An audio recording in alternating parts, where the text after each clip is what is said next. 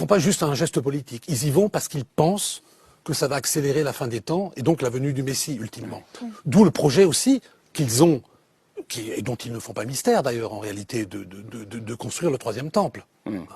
On précise que ça veut dire quoi, construire le troisième temple pour eux? Ça voudrait dire qu'à terme, les mosquées seraient, enfin la mosquée Al-Aqsa et le Dôme du Rocher, qui n'est pas une mosquée stricto sensu, seraient détruites. C'est les messianistes qui sont au pouvoir en fait. Il faut bien comprendre que c'est ce type de personnes qui ont un rôle clé dans le gouvernement actuel. Entre Israël et le Hamas, cela fait un mois, jour pour jour, qu'Israël a subi la plus grande attaque terroriste de son histoire sur son sol. Des cérémonies ont été organisées à Tel Aviv ou Jérusalem à la mémoire des 1400 personnes tuées par le Hamas le 7 octobre, hommage également aux 240 otages toujours aux mains de l'organisation terroriste. Une minute de silence a été respectée.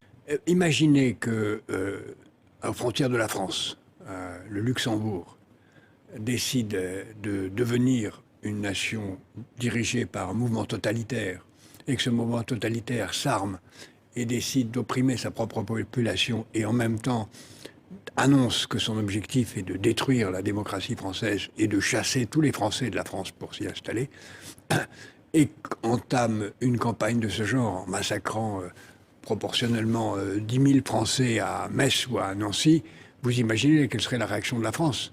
Personne ne pourrait refuser à la France de créer les conditions d'extirper ce mal là où il se trouve, c'est-à-dire à Luxembourg. Bon, eh bien, c'est la même chose. Oui. Au fond, les troupes israéliennes doivent occuper Gaza. Doivent se débarrasser de Hamas, d'une façon ou d'une autre, en préservant autant qu'il est possible les populations civiles. Je récapitule. En 15 jours de bombardement de Gaza par les Israéliens, il y a eu l'équivalent de un an de ce que les Russes ont envoyé sur les villes ukrainiennes. Oui, à peu près. Merci de l'info, je l'ignorais. Faut réfléchir, McFly. Probablement, oui. Le crime contre l'humanité, le crime de guerre, c'est pas une question de degré, c'est une question de nature. Autrement dit, une bombe qui explose et qui va détruire et qui va faire des dégâts collatéraux tuera sans doute des enfants. Mais ces enfants ne mourront pas en ayant l'impression qu'en face d'eux, l'humanité a trahi tout ce qu'ils étaient en droit d'attendre. Là, ce qui est horrible, c'est d'imaginer ces enfants qui avaient 8, 9, 10 ans, ces femmes, qui sont partis en emportant comme dernière image une image d'inhumanité, d'atrocité et de mépris de ceux qu'ils sont. C'est là où se niche le crime contre l'humanité, la négation absolue. Et je pense qu'on aurait intérêt à l'expliquer beaucoup plus, parce que sinon, le règne de l'émotion met des signes égaux entre toutes les victimes. La manière dont ils ont été tués, elle est différente, et elle part de notre inhumanité ou de notre humanité. C'était un massacre. Un quartier entier a été détruit. Un quartier entier avec ses habitants anéantis. Voilà, une nouvelle frappe a touché. Biden has said that it would be a mistake for Israel to occupy Gaza. Who should govern Gaza when this is over? Israel will, for an indefinite period, will have the overall security responsibility because we've seen what happens when we don't have it. Gaza devient un cimetière pour les enfants. Des centaines de filles et de garçons seraient tués ou blessés chaque jour. La voie à suivre est claire, un cessez-le-feu humanitaire immédiatement. Oui, mais ça veut dire que ça doit se faire sans Benjamin Netanyahou. Oui, bien le sûr. Premier ministre israélien actuel. Bien sûr, il est un des fauteurs de guerre. Il est un criminel de guerre qui a été complice du Hamas, complice involontaire, mais complice du Hamas. Et je ne comprends même pas pourquoi il est encore là. Oui, c'est-à-dire que complice du Hamas, au fond, il a une responsabilité dans les attaques terroristes. Oui, absolument. Les journaux de gauche israéliens le disent. Il a une responsabilité, ne serait-ce que parce qu'il n'a pas créé les conditions de la mise en place d'une surveillance correcte, parce qu'une grande partie de l'armée était en Cisjordanie à protéger les colonies qui n'ont aucune raison d'exister. Enfin, toute une série d'erreurs qui, à la fin, deviennent un crime. Et Benjamin Netanyahou n'avait vraiment pas besoin de ça. On le dit acculé depuis les attaques du Hamas du 7 octobre. Eh bien, on dit aussi désormais qu'il était potentiellement au courant de ce que préparait le Hamas. C'est en tout cas ce que dit Yair Lapid, chef de l'opposition et ancien Premier ministre israélien. Tous les chefs des forces de défense, Tsahal, les RG, la police, Les services de renseignement ont averti le gouvernement et le cabinet d'un embrasement violent. Mais les ministres ont ignoré coup sur coup les recommandations des forces de défense à agir de façon prudente et responsable. Aujourd'hui, la priorité, on le comprend pour vous, c'est d'écraser les terroristes du Hamas. Cela se comprend, mais ensuite, tout le monde dit dans la communauté internationale, il faudra aussi redonner de l'espoir aux Palestiniens. Vous occupez de manière illégale, vos colonies occupent de manière illégale. Oh là non, là, faut pas le dire ça. Le Hezbollah entraîne le Liban dans une nouvelle guerre. Ceux qui en paieront le prix seront d'abord les civils libanais. Ce que nous faisons à Gaza, nous saurons le faire à Beyrouth. Ce que nous faisons à Gaza, nous saurons le faire à Beyrouth. Aidez-nous à comprendre. Le rebelle Lubavitch a rencontré Netanyahou en 1988 et lui a demandé d'accélérer la venue de Mashiach. Il faut, et là je ne fais que reprendre exactement les travaux d'un éminent auteur israélien, historien et philosophe qui s'appelait Gershom Scholem, qui a écrit un livre passionnant qui s'intitule « Le messianisme juif, essai sur la spiritualité du judaïsme » que j'ai lu crayon à la main, qui est mort en 1982, qui est à l'origine un juif allemand, et qui donne une explication du messianisme juif. Donc j'ai dit que le rabbin Ben Amosek dit que c'est à la fin. Bon. Et que pour accéder à cet idéal permettant donc le retour d'un jardin d'Éden, d'un nouveau jardin d'Éden, il faut passer par des étapes qui, dans l'idéal du messianisme juif, passent obligatoirement par des catastrophes et des révolutions. Et ces catastrophes-révolutions permettent de rebondir pour peu à peu, à nouveau, relancer une course pour aboutir, en fin de course, à l'arrivée du Messie. Et pour cela, je vais citer un extrait absolument extraordinaire de cet historien israélien, Gershom Scholem, sur le messianisme juif. La citation est un peu longue, mais elle est très profonde et chaque mot a son importance. Avec des répercussions politiques, économiques, militaires, puis regardons ce qui se passe dans le monde. Et après avoir lu cela, vous allez comprendre mieux l'idéal du messianisme juif. Je cite Gershom Scholem, « Le messianisme, en effet, a toujours eu pour objet le rétablissement de l'existence nationale. Bien qu'il mène également au-delà de celle-ci, le messianisme apocalyptique a concilié de façon presque spontanée les promesses et les traditions antiques avec de nouvelles raisons d'y adhérer, avec de nouvelles interprétations et réinterprétations. Le messianisme est pris alors dans la conscience juive un double aspect qu'il a gardé depuis. Ces deux aspects du messianisme se fondent sur les paroles des prophètes où on les rencontre de façon plus ou moins explicite, un aspect qui souligne les cataclysmes et les destructions qui doivent accompagner la venue de la rédemption. Je reprends cette phrase. Un aspect qui souligne les cataclysmes et les destructions qui doivent accompagner la venue de la rédemption et un aspect d'utopie quant à ce que seront les réalités messianiques. Le messianisme juif est, dans son origine et dans sa nature, on ne saurait jamais y insister, l'attente de cataclysmes historiques.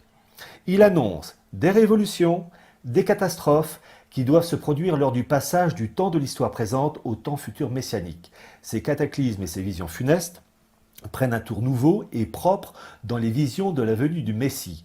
On les retrouve en effet dans l'ère de transformation ou de destruction qui verra naître la rédemption messianique. C'est pourquoi cette période est regardée dans le judaïsme comme celle des souffrances de l'enfantement du Messie.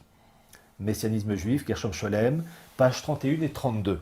Ce 7 octobre, tous les médias français et internationaux parlent d'une guerre entre Israël et le Hamas. Les mots conflit israélo-palestinien ne font plus partie de la sémantique des journalistes. Pour quelles raisons ?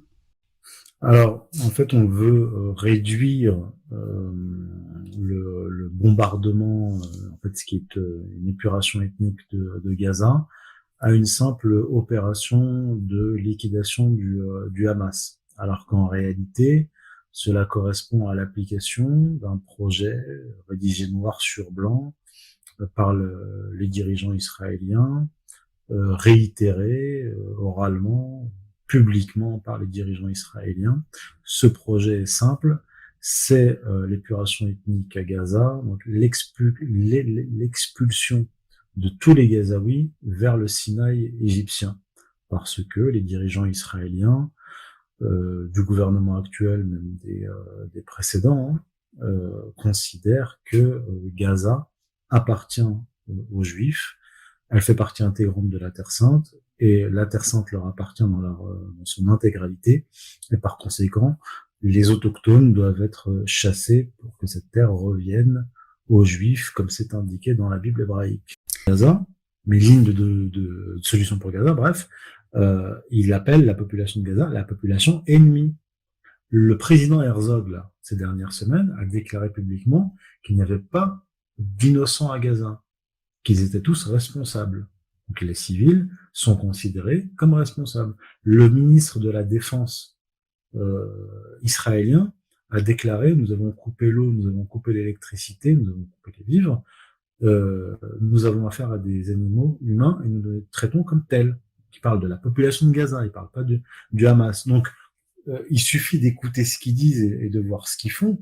Ils disent clairement que, comme Netanyahou l'a dit, nous sommes le peuple de la lumière, ils sont le peuple des ténèbres. Donc à partir du moment où vous avez cette rhétorique-là, ils sont tous responsables. Et il n'y a pas d'innocents. C'est une population ennemie. Nous sommes le peuple de la lumière, nous les Juifs, et eux sont le peuple des ténèbres. Ça veut dire quoi? Ça veut dire qu'on a le droit de les exterminer. Voilà. C'est le discours qui précède une épuration ethnique, voire même un génocide. C'est ça que ça veut dire. Et donc, le monde entier est censé applaudir. Pourquoi? Parce que, en fait, les Israéliens sont en train d'essayer d'imposer au monde, eux et leurs relais en Occident, d'imposer au monde l'idée qu'ils sont un peuple élu. C'est-à-dire que même le monde occidental déchristianisé, qui ne croit même plus, il croit plus en rien, mais par contre, il doit croire qu'il y a un peuple élu qui a le droit d'exterminer une autre population. Extraordinaire. Un avertissement pour Guillaume Meurice, un avertissement prononcé par la direction de France Inter contre son humoriste. C'est extrêmement rare, mais la polémique a été telle ces derniers jours que ses patrons ne pouvaient difficilement ne rien faire. Je conteste cette sanction car je n'ai pas commis de faute et je n'ai fait que mon métier. Je considère qu'il s'agit d'une injustice. Je fais donc appel à la justice. Le message est clair pour les antisémites, pour les antisionistes, pour ceux qui déversent leur haine contre Israël. Continuez. Sur France Inter, il ne vous arrivera rien. Cela arrive à tout le monde de faire une mauvaise blague ratée et de mauvais goût, mais de là à parler d'un antisémitisme avéré de Guillaume Meurice, c'est factuellement faux. Il faudrait d'autres blagues de ce type pour l'étayer et surtout pour le prouver. Ces derniers jours, à Saint-Ouen, à Paris, au Petit-Quevilly, les habitants ont découvert des tags antisémites sur les murs de leur ville.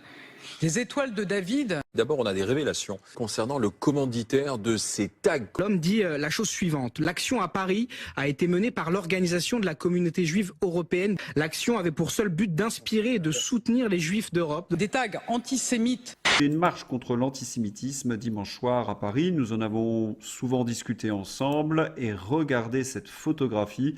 Eh bien, j'ai l'impression de reconnaître tous ceux qui ont participé à la déliquescence de notre pays, tous ceux qui sont responsables de l'augmentation massive des actes de délinquance et des actes antisémites.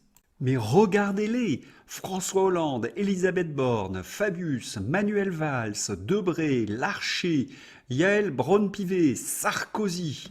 Écoutez, si j'ai une comparaison à faire, cela me rappelle le clip vidéo de Michael Jackson Thriller. On a l'impression de voir le Zombieland de l'UMPS. Et vous avez donc ces gens qui nous ont presque menés à la guerre civile, qui viennent aujourd'hui nous appeler à la fraternité. Mais de qui se moquent-ils? Alors, est-ce qu'on peut pour autant dire que cette marche, et qui était juste, il faut lutter contre l'antisémitisme, était une réussite? Le Figaro n'hésite pas, une marée humaine pour la grande marche contre l'antisémitisme. Marche contre l'antisémitisme, 182 000 manifestants en France, dont 105 000 à Paris. Mais il faut rappeler que les journalistes, même sur les plateaux de BFM TV, affirmaient que s'il n'y avait que 100 000 manifestants à Paris, ce serait un échec. Il fallait atteindre au moins 300 000 manifestants. Parce que nous avons tous en mémoire les manifestations contre le terrorisme, notamment du Bataclan, qui avaient réuni plus de 4 millions de personnes. Non, c'est un véritable échec et de nombreux commentateurs le déplorent absolument. Malgré une forte médiatisation, 40 Français assassinés, encore 9 otages retenus, un record d'actes antisémites, plus de 1200 dans notre pays, eh bien, il n'y a que 182 000 manifestants dans toute la France et 100 000 à Paris. Seulement, On est loin des 4 millions pour Charlie. Un succès donc très relatif, et le lyrisme du Figaro, eh bien nous avons l'habitude, c'est un mensonge. Malheureusement, le nombre de participants à la marche contre l'antisémitisme est ridicule. Malgré les politiciens corrompus, les médias aux ordres, les boomers, eh bien ce 12 novembre a révélé l'effondrement de la domination psychologique de cette gauche. Et pour le dire encore plus crûment, on va laisser la parole à Guillaume Bigot. Ces tartuffes marchent contre la chienlit islamiste et antisémite importée par leur idéologie mortifère. Et qui voyons-nous en tête de cortège? Nicolas Sarkozy, multirécidiviste. On comprend mieux dans ces conditions pourquoi Emmanuel Macron n'a pas voulu participer à ce cortège. Il aurait été placé entre les deux anciens présidents qui l'ont soutenu, qui ont mené les mêmes politiques, Nicolas Sarkozy et François Hollande. Et puis, je pense également qu'Emmanuel Macron a refusé de participer à cette manifestation car il craignait d'être sifflé, hué et insulté par les Français qu'il aurait croisés. Et oui, lorsqu'on a clivé, monté les Français les uns contre les autres, il est difficile de descendre dans la rue parmi eux. On sort ce thème, l'antéchrist. Très bien. Mais alors, comment on définit l'antéchrist? Parce que souvent, vous savez, l'antéchrist, dans l'esprit des gens, c'est Damien la malédiction, c'est Hollywood, etc. Qu'est-ce qu'est exactement l'antéchrist? Voilà, la définition vraiment la plus littérale possible, on va dire.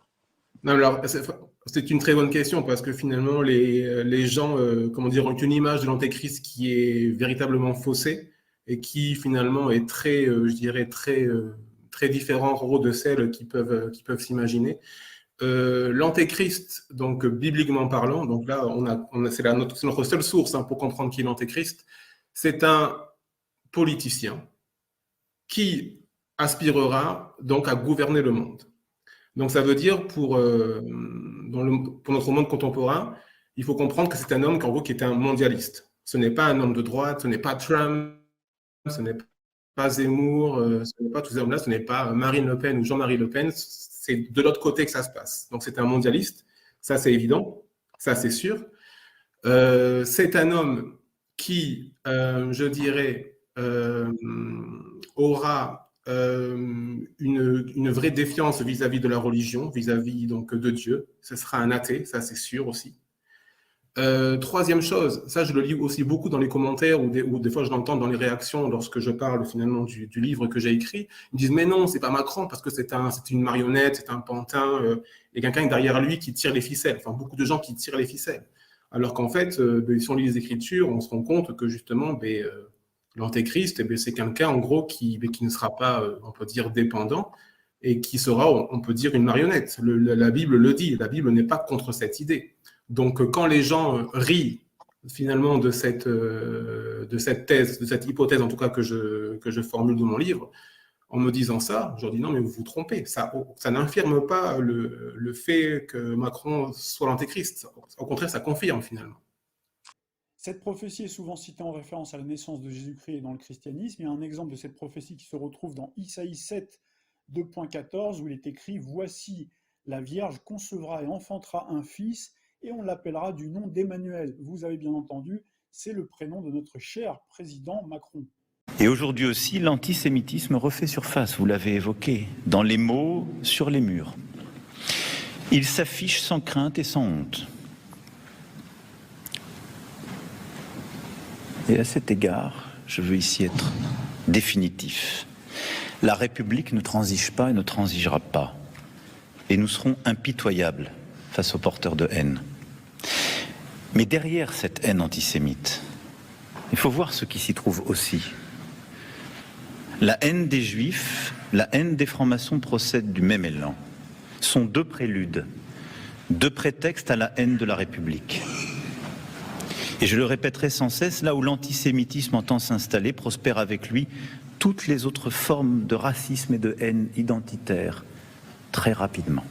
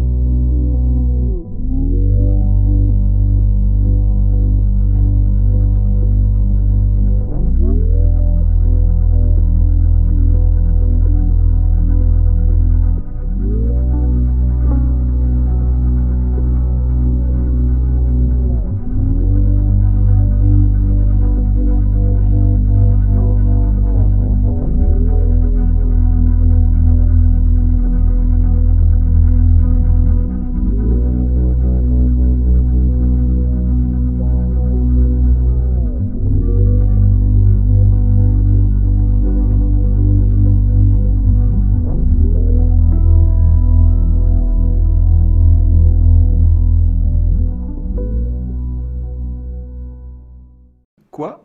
Il y avait quelque chose d'assez curieux dans ce numéro canicule. Allez, on va regarder de nouveau. Ah oui, vous avez raison, de très nombreux 6. Le chiffre porte-bonheur d'Emmanuel Macron. Alors, certains se demandent qu'est-ce que cela signifie, tous ces chiffres. Je pense que vous êtes très nombreux à le savoir, mais on va quand même vérifier. Le nombre 666, c'est, selon la Bible et le Nouveau Testament, le nombre de la bête. Or, Emmanuel Macron aime bien communiquer avec cette idée d'apocalypse. On se souvient notamment de l'interview qu'il avait donnée à un journal anglais, et il avait dit à ce moment-là, ce sont ses paroles, « Après, je crois que notre génération va savoir que la bête de l'événement est là, et elle arrive, qu'il s'agisse du terrorisme, de cette grande pandémie ou d'autres chocs. » Il y a déjà une certitude, Emmanuel Macron joue avec nos représentations religieuses, la bête de l'événement, 666, comme si nous étions à la fin des temps. Il n'en reste pas moins que 666, c'est bien son chiffre fétiche, son chiffre porte-bonheur.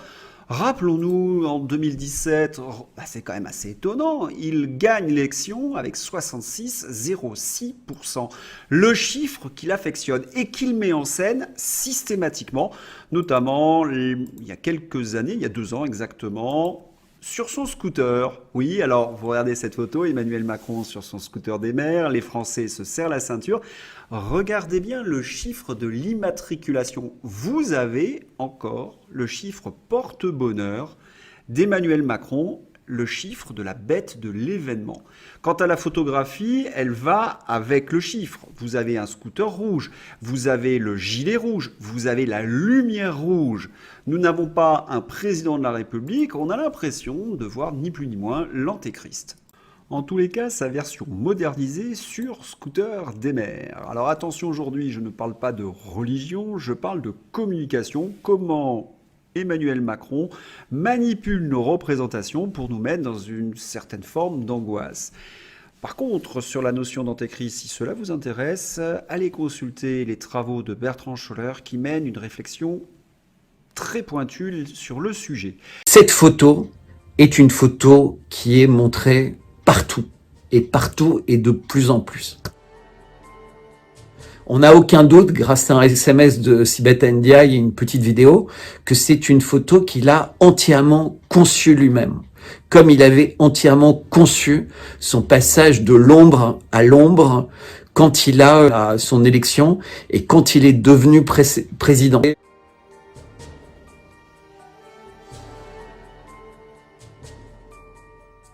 C'est-à-dire après la passation de pouvoir. Passation de pouvoir qui a eu lieu un dimanche.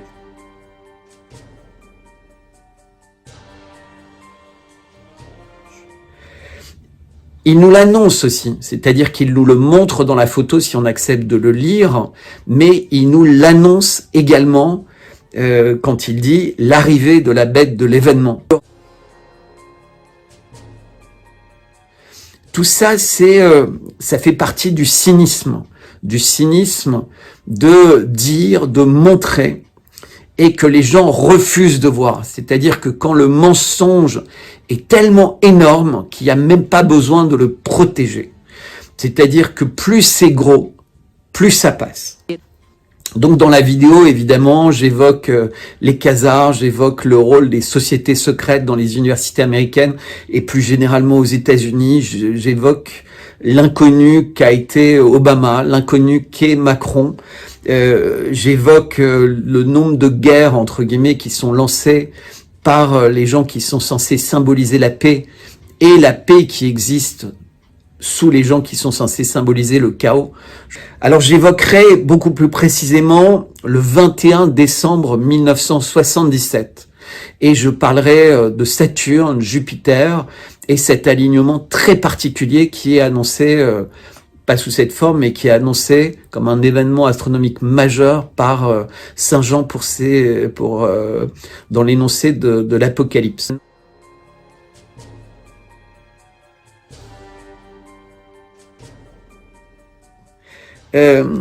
J'évoquerai aussi la lanterne et le 21 décembre 2020.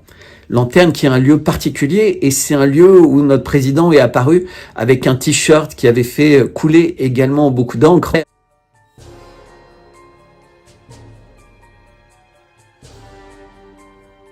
un t-shirt avec une chouette qui rappelle les Illuminati.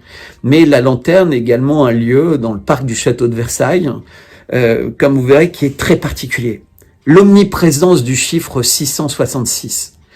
Et là, on m'a montré du doigt, en fait, j'avais évoqué les obsèques de Mitterrand, mais à Jarnac, ce jour-là, son corbillard avait une immatriculation 666. Et c'était extrêmement intéressant. Le soutien aux médias, 666 millions.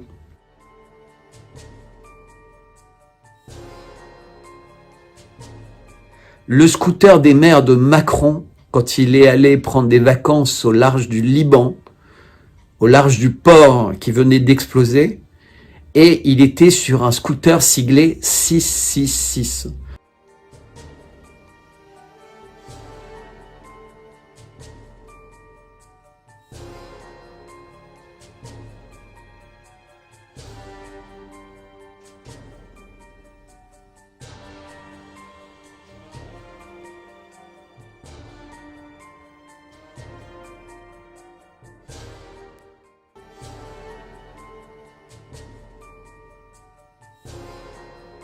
Je serais libanais, je me dirais, mais tiens, Colombo et d'autres disent toujours, la personne revient tous les jours, tout le temps sur le lieu pour regarder ce qui s'était passé, et venir sur le lieu avec un scooter immatriculé 666, c'est quand même étonnant. La bouteille de Corona, finale de la bouclier de Brennus, donc Coupe de France de rugby, et il boit cul sec une bouteille de Corona.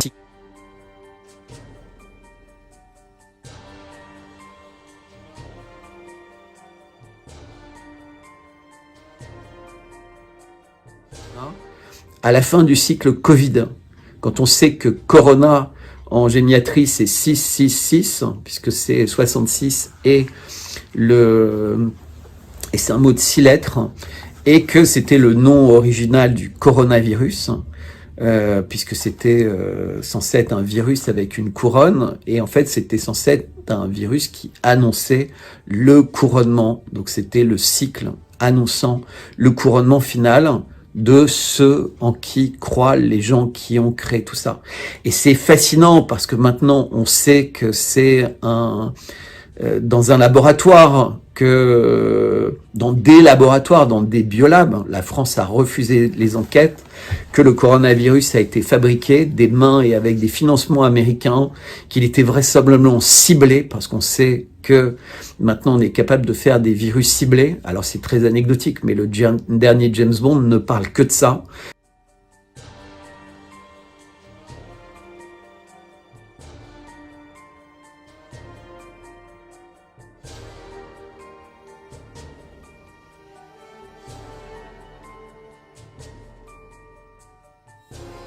Mais évidemment, c'est comme les pièces d'impulse, en fait. On regarde un film, mais on refuse de voir un message, ou on refuse de voir l'annonce d'une avancée technologique. Et je vous rappelle que celui qui avait maintenu en place Fauci à son poste est George Bush Jr., et que Fauci est resté pendant 27 ans à cet emplacement très particulier, que malgré tous les parjures, etc., il est toujours en place.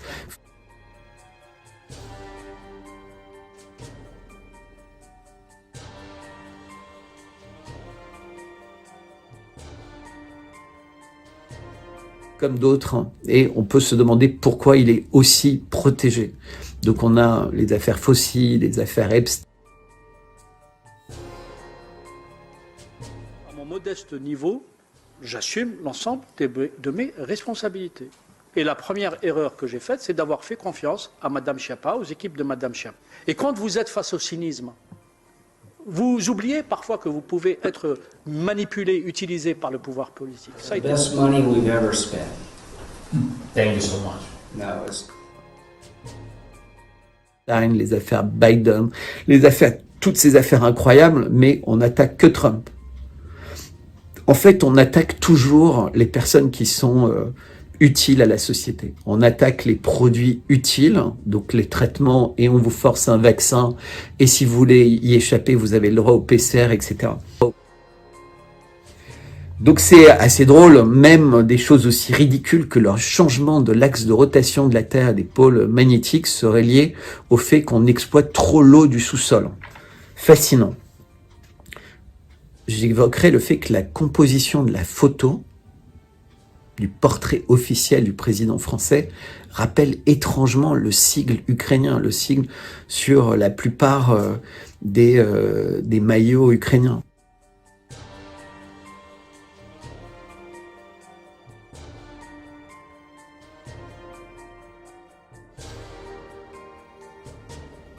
Vous savez, les deux drapeaux, la forme des drapeaux, la position des mains, l'axe de la table, etc. Stupéfiant.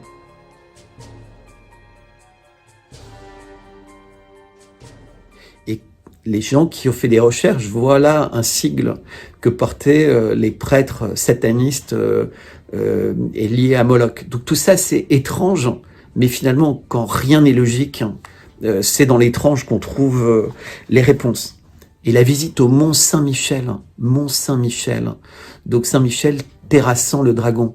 Mais si vous allez voir la fontaine Saint-Michel à Paris, c'est pas un dragon que Saint-Michel terrasse. Saint-Michel terrasse le diable.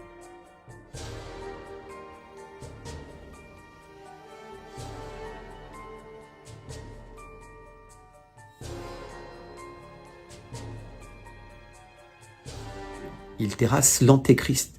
Il terrasse un homme avec des cornes. Et si vous regardez les couvertures de Time Magazine, étonnamment, Time Magazine fait tout le temps Macron avec des cornes.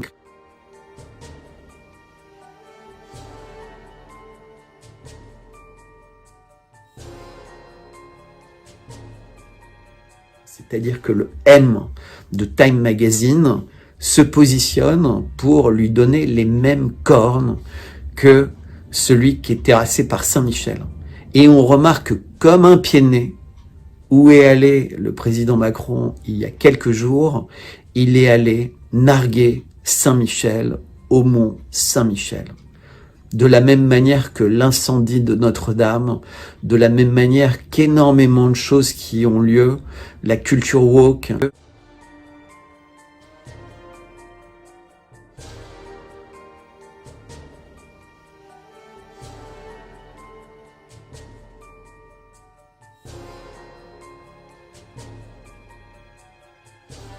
Volonté de détruire la religion catholique, c'est quelque chose de fondamentalement important. Moi, j'étais à la direction générale du Stade de France pendant 4 ans. Je peux vous dire que l'architecte des Monuments de France qui s'était occupé en fait de la rénovation du système de sécurité de Notre-Dame avait clairement expliqué qu'en fait c'était impossible, que ça n'avait pas pu avoir lieu sans des circonstances extrêmement particulières.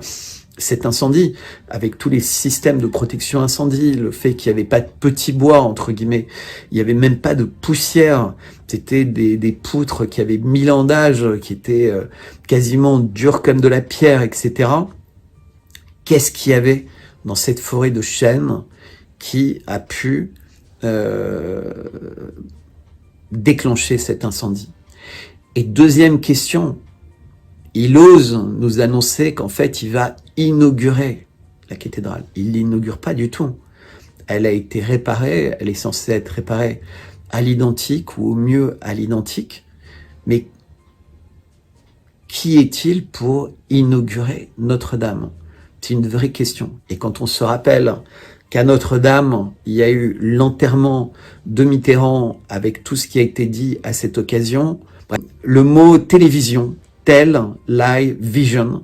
Donc c'est dit des mensonges aux yeux, au regard, entre guillemets. C'est comme un outil satanique, entre guillemets. Et donc l'importance des médias, j'ai évoqué 666 millions d'euros d'aide aux médias. Qu'est-ce qui va se passer? Donc Gala appartient au groupe de Bolloré. Bolloré qui a CNews, C8, il est attaqué de toutes parts, procès, Arcom, etc. Est-ce que c'est un défi? Est-ce que y a la fameuse Mimi Marchand qui serait impliquée d'une manière ou d'une autre là-dedans? Je sais pas. Qu'est-ce qui se passera au niveau des licences? Je parle aussi du numéro de la messagerie de Free, 666. Alors moi j'ai un abonnement Free, mais je vais pas dans la messagerie. je veux y voir uniquement une coïncidence, mais c'est quand même étrange d'avoir comme numéro pour aller parler à sa messagerie, donc pour aller réécouter des messages, de devoir faire ce chiffre.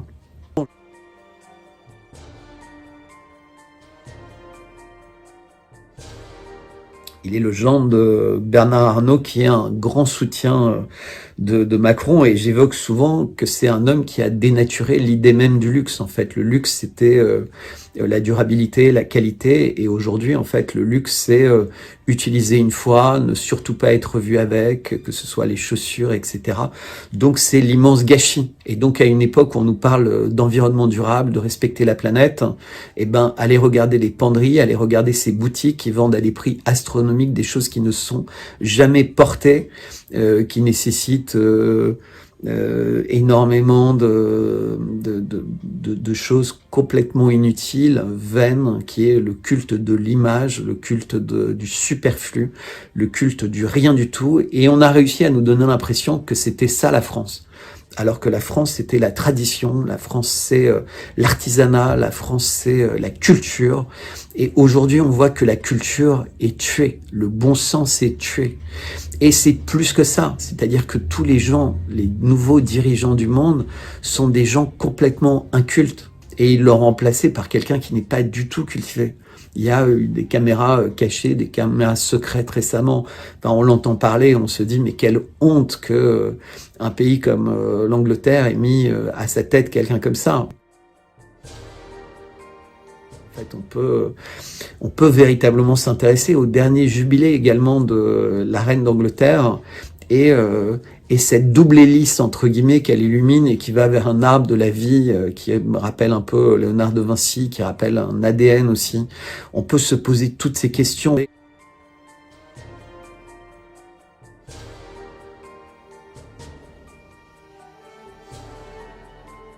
À l'époque du clonage humain, de l'ARN messager, de Spike, de la biogénétique, de l'intelligence artificielle, etc.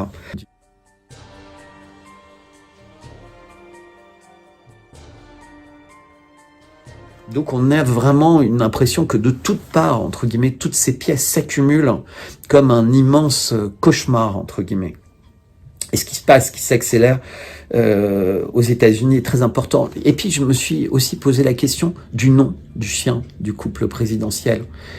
C'est un chien noir, il est souvent présenté avec un collier rouge, donc on évoque le noir et le rouge souvent dans la capsule, mais il s'appelle Nemo. Et Nemo, en fait, quand vous inversez Nemo, c'est Omen. Et Omen, c'est en fait quel est le présage qui est lié à l'Omen dans la Bible. Et ben c'est l'Antéchrist en fait.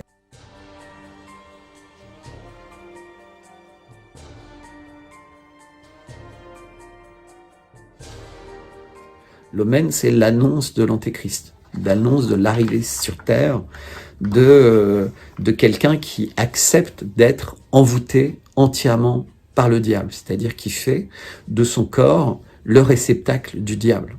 À l'inverse du Christ, en fait, qui est le Fils de Dieu, qui engendre Marie, et donc c'est le Fils de Dieu qui naît sur terre et qui vient pour résoudre nos péchés. En fait, l'Antéchrist est quelqu'un qui se laisse habiter par le mal, et qui est habité par le mal, et qui est là, en fait, pour sublimer tous les péchés du monde. Et là, je refais allusion très rapidement, Lucifer, cette vidéo fascinante que je mettrai en lien dans la capsule de Bernard-Henri Lévy.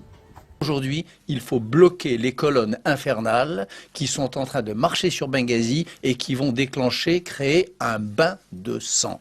Je suis parti en Libye enquêter à partir de 3 informations diffusées par Al Jazeera et reprises par des médias occidentaux qui faisaient état de massacres organisés par les troupes de Muammar Kadhafi qui visaient son peuple. Tout était faux. La vie était tout à fait normale à Tripoli à ce moment-là. D'abord, je n'ai jamais appelé à bombarder la Libye. Des frappes ciblées. Il s'agit de mettre hors d'état de nuire les 3 aéroports d'où partent les avions de Kadhafi et il s'agit d'établir entre Benghazi et les chars de Kadhafi une muraille, en effet, de feu. D'abord, je n'ai jamais appelé à bombarder la Libye. Remerciement. Donc l'émir du Qatar ordonne à ce que lui soit viré 9 millions d'euros. Le simple fait d'avoir dit ça on a eu le droit à 2 procès. Parle de ça, je pense tout de suite à un sort de motif assez classique qu'on retrouve contre Soros avec les révolutions de couleurs.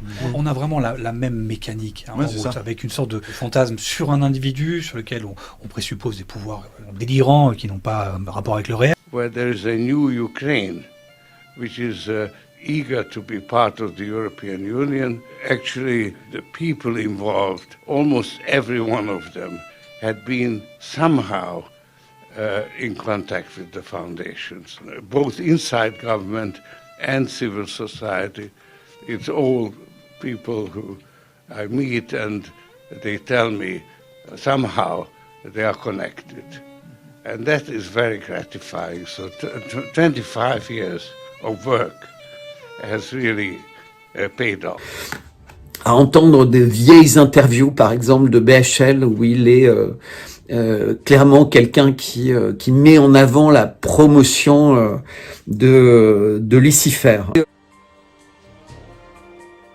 Ты сыграл очень важную роль в этом в то время.